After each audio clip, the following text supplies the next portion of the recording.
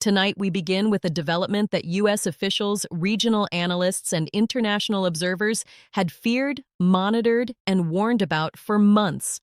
A crisis that unfolded not over years or decades, but in a matter of days. Days that changed the posture of an entire region. Days that put millions of people on edge. Days that brought the Middle East closer to open conflict than it has been in a very long time. What Iran did in recent weeks crossed a line that diplomats had hoped would hold. And when that line broke, the United States and its allies did not hesitate. They responded with speed, precision, and overwhelming force. For months now, there had been signals, not official statements, not formal declarations, just signals that Iran was preparing something unusually bold. Iran has been defiant, yes, but they have been calculated in their defiance. Their moves have followed a certain rhythm, a pattern, almost a predictable cadence. But what set off alarm bells in Washington and regional capitals this week was that the rhythm went silent. Intelligence analysts who monitor Iranian military activity know the indicators: the movement of assets, the repositioning of naval units, the internal communications that shift in tone, and the sudden disappearance of routine activity. All of that went quiet. And whenever Iran goes quiet, it means something is about to get very loud. Early this week, U.S. and allied intelligence sources detected what they described as a significant shift in Iranian military posture, including movements of aircraft and naval assets that had not been seen in this configuration in over a year. These are the kinds of deployments that Iran only makes when they are signaling something very specific: a willingness to escalate, a desire to test the resolve of their adversaries, or a preparation for direct action. Observers didn't know which category this fell into, or whether it fell into all three at once, but what they did know was that Iran was changing its strategy. And when a state actor shifts strategy without explanation, even by a small measure, Washington pays very close attention. The military buildup issued as a response by the United States tonight was not normal. It was not routine. It was not symbolic. It was urgent. Source after source, following high-level meetings, described Iran's moves as provocative, deliberate, and perhaps, most importantly, actionable in a way that could not be ignored. But a show of force only works if the target hesitates. The United States did not. In fact, their response this week was among the most substantial military deployments we have seen in the region in recent memory. Here is what we know.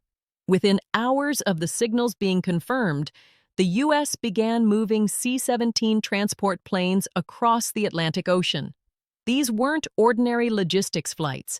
These were strategic deployments. Aircraft and systems that the U.S. only positions when it is preparing to back its words with something far more serious. Tonight, reports confirmed that at a single Jordanian airbase, there are now 60 attack aircraft and 68 cargo planes, a concentration of firepower that speaks louder than any diplomatic statement. The U.S. moved before Iran could shift the balance any further. They positioned assets at key locations. They reinforced forward positions. They placed attack-capable aircraft within striking distance of potential flashpoints that were likely being monitored for any sign of Iranian escalation. In other words, the United States targeted the strategic equation itself, the component that would have given Iran room to maneuver unchecked. This is what made the situation so urgent. Iran's moves weren't just symbolic, they were actionable. They represented the kind of shift that could fundamentally alter the regional balance if left unanswered. And the United States, understanding that fully, responded with force. Not recklessly, not impulsively, but strategically. They didn't overreach. They didn't escalate blindly. They repositioned with purpose and with precision. And here is where the story becomes even more complex. Analysts now believe that Iran's latest moves were designed to test the resolve of U.S. and Israeli deterrence after what Tehran perceived as a moment of Western distraction. Iran wanted to see whether its adversaries would blink, whether the pressure of ongoing domestic politics and international negotiations would cause hesitation. But instead, the opposite happened. The United States and its regional partners didn't blink. They responded in a manner that was so coordinated, so deliberate, that even Tehran took notice. You don't shift Iran's calculus easily. But this week, the alliance did. Senior officials speaking with regional media under the condition of anonymity described Iran's maneuver as a probing action, a way to identify gaps in the deterrence architecture. But the response proved that those gaps do not exist. Their deployments were not only visible, they were positioned so precisely that analysts believe Iran's window for miscalculation has narrowed considerably. That precision matters because it shows that this is not a reactive alliance. It is a prepared one. As reports continued coming in throughout the day, we learned more about the scale of the U.S.-led response. American transport aircraft carried out round-the-clock supply missions, forcing a rapid buildup that analysts say has no recent precedent in this region. Allied forces targeted forward staging areas that had reportedly been activated in the last several weeks. U.S.-aligned assets operating across the broader theater reportedly disrupted logistical chains used by Iranian proxy networks to move equipment and personnel. This wasn't just a show of numbers. This wasn't just a diplomatic signal. This was a strategic repositioning. This was deterrence made visible. And visible deterrence is the one thing Iran has struggled to counter since its nuclear negotiations collapsed and its regional proxies came under sustained pressure. For every advance Iran has made in its influence network, the United States has countered with something that complicates Tehran's next move. Remember, Iran thought the window for Western distraction was open.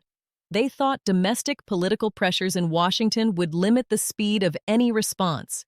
They thought that ongoing diplomatic talks, including the indirect U.S.-Iran negotiations reportedly set to resume in early March, would act as a buffer that would slow any military reaction. But tonight, the exact opposite is happening. The military is moving faster, not slower. The deployments are larger, not smaller. And the diplomatic track has not paused the security track. They are running in parallel, each reinforcing the other. What makes this moment so consequential and so dangerous is that Iran's latest moves happened at a time when its president is under enormous internal pressure. Students at Iranian universities erupted in protest this weekend for the first time since the regime's crackdown earlier this year, chanting for freedom as they returned to a new semester. Hardliners within the regime want a show of strength. Reformists want relief from sanctions. The Iranian public wants economic stability, and the Revolutionary Guard wants strategic depth. Iran's president is balancing all of these demands while simultaneously managing international isolation. And when leaders in that position make sudden external moves, they are rarely doing it from a position of strength. They are doing it from pressure. They are doing it from vulnerability. The U.S. response, now visible across satellite imagery and confirmed by multiple defense sources, was designed to signal that Washington is not willing to allow a unilateral shift in the regional balance.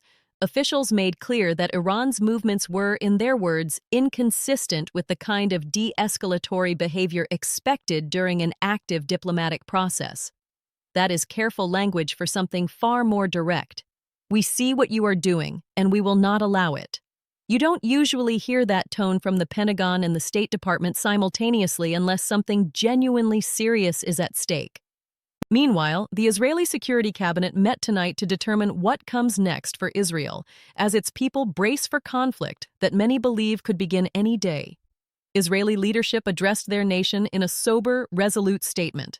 They said they will not bow to pressure. They said they will act to protect their people. And they said they are prepared for whatever the coming hours may bring. These are not rhetorical flourishes. These are statements from a government that understands just how high the stakes have become and how quickly events at this level can move from tension to action. Here is what makes the situation even more concerning.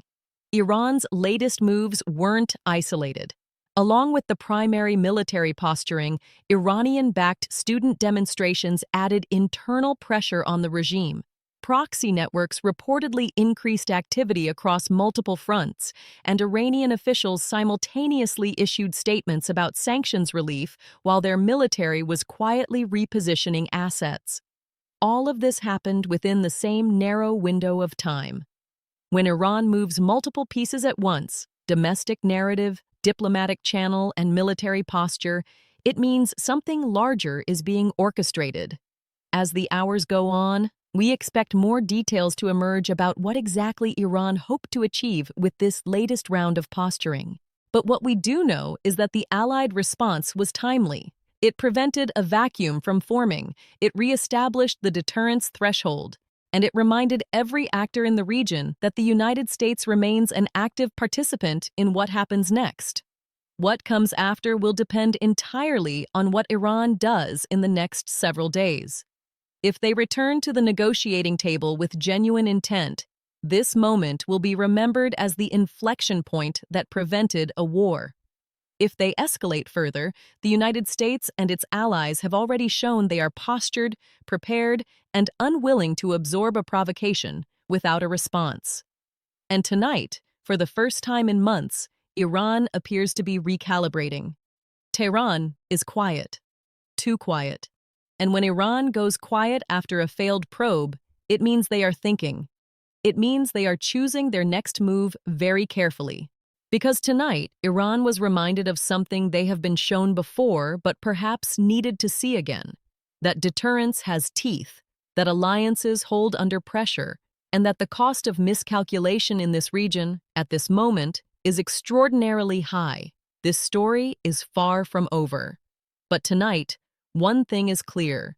The United States moved first and moved decisively. The region is watching every signal with extraordinary intensity. And the next chapter of this crisis will be written in the hours and days ahead. We will be here, watching every detail as the next phase unfolds.